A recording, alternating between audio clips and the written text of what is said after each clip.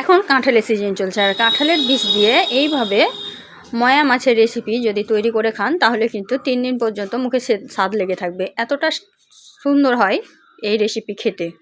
আসসালামু আলাইকুম, কেমন আছেন সবাই? আশা করি সবাই ভালো আছেন, সুস্থ আছেন। আলহামদুলিল্লাহ আমরাও খুব ভালো আছি, সুস্থ আছি। সোনালী রান্নাঘর অ্যান্ড ব্লগ চ্যানেলে আপনাদের প্রত্যেকে স্বাগত জানাই। আজকে আমি ময়া মাছের একটা মজাদার রেসিপি নিয়ে এসেছি, যেটা হাতে মাখিয়ে তৈরি করব, আর অতিরিক্ত সুস্বাদু হয় আর অল্প তেল মশলায় একদম সুস্বাস্থ্যকর হয়। তো চলুন দেখে নেওয়া যাক আজকের এই সেরা রেসিপিটা তৈরি করার জন্য প্রথমে আমি এখানে মাছ নিয়েছি। এখানে দেখতে পাচ্ছেন সামুদ্রিক মাছ আছে। এই যে দুটো সামুদ্রিক মাছ দেখতে পাচ্ছেন, এই দুটো কিন্তু একসঙ্গে আমি প্লেটে নিয়েছি, কিন্তু একসঙ্গে রান্না করব না, আলাদা আলাদা করে রান্না করব। তো এই তো ময়া মাছগুলো নিয়ে নিয়েছি, আর এগুলো কিন্তু একদম ডিম ভরা ভরা আছে। এখন বর্ষাতে যে কোনো মাছেই কিন্তু ডিম ভরা থাকে, আর খেতেও কিন্তু দুর্দান্ত লাগে, আর সব রকমের মাছ কিন্তু হাতের কাছে পাওয়াও যায়। তাই এই ধরনের রেসিপিগুলো কিন্তু অবশ্যই করে খাবেন, খুবই ভালো লাগবে খেতে। তো এই তো মাছটাকে আমি সুন্দরভাবে সাজিয়ে গুছিয়ে প্লেটের মধ্যে নিয়ে নিলাম। এখন আমি মাছগুলোকে সুন্দরভাবে পরিষ্কার করে নিয়ে চলে আসব। মাছ পরিষ্কার করাটা দেখাতে পারবো না, কারণ হচ্ছে যে অনেক বড় হয়ে যাবে ভিডিওটা, আর আমার ক্যামেরা ধরারও সেরকম কেউ নাই। তার জন্য মাছটা আমি অফ ক্যামেরায় বেছে পরিষ্কার করে নেব। তো দেখতেই পাচ্ছেন কত সুন্দর লাগছে, মাছগুলো দেখতে তো অনেক সুন্দর লাগছিল।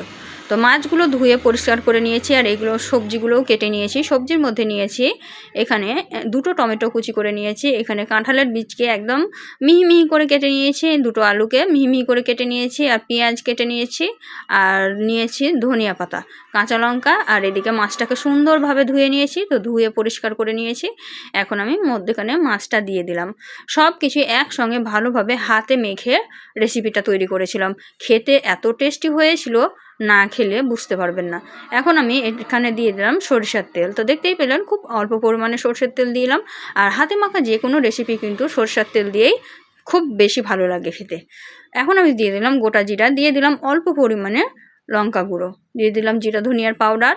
যেহেতু আমি এখানে কাঁচা লঙ্কা দিয়েছি, তাই অল্প পরিমাণে লঙ্কা গুঁড়ো দিয়েছি। তারপরে দিয়ে দিলাম হলুদ গুঁড়ো, দিয়ে দিব স্বাদ মতো লবণ। লবণের পরিমাপটা আপনারা কম বেশি করে নিতে পারেন আপনাদের মাছের কোয়ান্টিটি অনুযায়ী। এখন সমস্ত উপকরণ আমার দেওয়া হয়ে গেছে, এখন হাত দিয়ে ভালোভাবে চটকিয়ে মেখে নেব।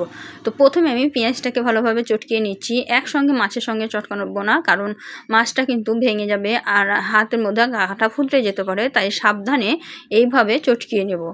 তো দেখতেই পাচ্ছেন প্রথমে আমি টমেটো, আলু আর পেঁয়াজ সবগুলোকে একসঙ্গে হাতে মাখিয়ে নিচ্ছি।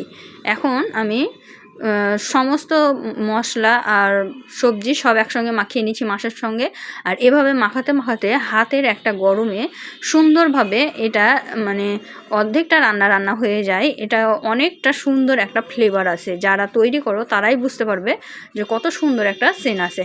আমার তো খুবই ভালো লাগে ওই সেন্টটা। তো মাছটা কিন্তু খুব সুন্দরভাবে মাখানো হয়ে গেছে হাত দিয়ে। এখন আমি এখানে জল দেব। আপনারা চাইলে কিন্তু হালকা আঁচে একটু এইভাবেই রেখে দিতে পারেন। তো যেহেতু কাঁঠালের বীজ আছে, আলু আছে, সিদ্ধ করা লাগবে, তার জন্য কিন্তু আমি জলটা দিয়ে দিলাম। জলটা দিয়ে ভালোভাবে মশলাটাকে চারিদিক থেকে ছাড়িয়ে দিলাম, আর মাছটাকে ডুবো ডুবো করে দিলাম। এখন আমি এটাকে হালকা মানে প্রথমে দেব হাই আঁচে, কারণ এটা যখন ফুটতে শুরু করবে তখন কিন্তু আঁচটাকে কমিয়ে দিতে হবে, তার আগে কিন্তু আঁচটা বাড়িয়ে দিতে হবে। তো আঁচটাকে বাড়িয়ে আমি ঢাকা দিয়ে দিয়েছিলাম, তার মধ্যেই দেখুন কত সুন্দরভাবে একদম সিদ্ধ হয়ে গেছে। এটা দেখতেই পাচ্ছেন কত সুন্দরভাবে সিদ্ধ হয়ে গেছে, আর অনেকটা পরিমাণে জল আছে। তো এখন আমি এটাকে ঢাকা দিয়ে আঁচটাকে কমিয়ে দেবো, এতে করে জলটা মরে যাবে আর সুন্দরভাবে রান্নাও হয়ে যাবে।